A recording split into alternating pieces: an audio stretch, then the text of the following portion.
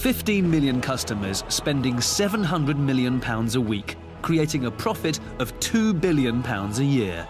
Tesco have put the super into supermarket.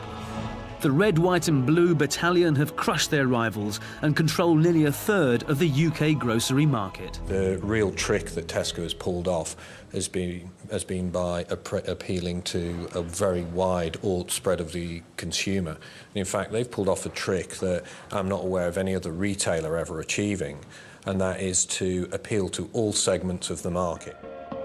Rival supermarkets simply have narrower appeal than Tesco, as new retail research confirms. A typical Asda customer is very hard-working, they're not terribly health conscious. Any food that they buy is very, very focused around meat, and when they shop they have a very, very specific list that they shop for, and they're focused on good value for money. While Waitrose and Sainsbury's shoppers are more fussy, and they can afford to be.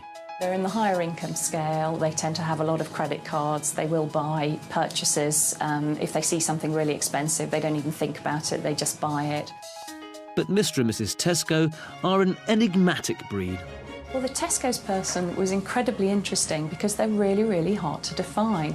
And when we tried to build a caricature of a Tesco person, we really, really struggled, because the whole point about Tesco is that it appeals to everyone and it alienates no one. Tesco's facelessness is no accident. It's another masterstroke. The company that used to pride itself on piling it high and selling it cheap now woos the more discerning shopper as well. And they have the ideal weapon to make sure they can target them precisely. Club card.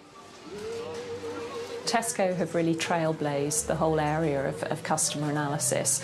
Their club card was really the first key card in the UK that looked in depth at what people were buying and what kind of products. And they've been very, very, very sophisticated at analysing what different types of customer types they've got and what they're buying. Every quarter, Tesco fire off 11 million personalised offers to club card members. Although they give away £60 million each time, they're rewarded with a sales peak equivalent to Christmas. So for Tesco, Christmas comes 4 times a year, and all that crucial information pays for itself. They know us almost better than we know ourselves. If you actually look at the demographics of who is a Tesco's customer and who is Britain, you can see that there is a remarkable fit. This chart here actually shows the demographic profile of the United Kingdom, broadly ranging from wealthy executives, which are the more affluent, down to the least affluent, which are in a city adversity. This is the shape of the United Kingdom population. If we overlay the Tesco's profile, you'll see it follows a remarkably similar shape.